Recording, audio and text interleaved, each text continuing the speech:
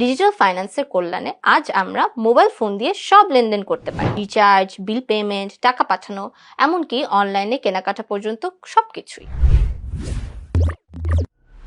চলো দেখিনি digital finance কিভাবে জীবন সহজ করলো। নাম্বার 1, টাকা লেনদেনের গতি বৃদ্ধি পেয়েছে। বিকাশের মতো মোবাইল ফাইন্যান্সিয়াল সার্ভিস ব্যবহারকারীর সংখ্যা বেড়েছে।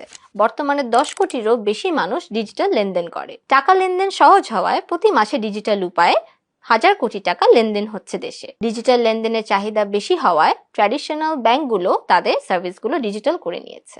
নাম্বার 2, ই-কমার্স লেনদেন বৃদ্ধি পেয়েছে। প্রতি বছর 1000 কোটি টাকা ডিজিটাল উপায়ে লেনদেন হচ্ছে অনলাইন ব্যবসা প্রতিষ্ঠানগুলোতে। গত 5 বছর আগে তুলনায় ই-কমার্স খাতে লেনদেন 400% বৃদ্ধি পেয়েছে। নাম্বার 3, ইউটিলিটি বিল ও পড়াশোনার ফি পরিশোধ করা অনেক সহজ হয়েছে। ডিজিটাল উপায়ে পেমেন্ট সহজ হওয়ায় এখন প্রায় 90% বিদ্যুৎ বিল অনলাইনে পরিশোধ করা হয়। একইভাবে বিভিন্ন বিশ্ববিদ্যালয় ও শিক্ষা প্রতিষ্ঠানে 80%-এর বেশি ফি এখন অনলাইনে গ্রহণ করা হয়।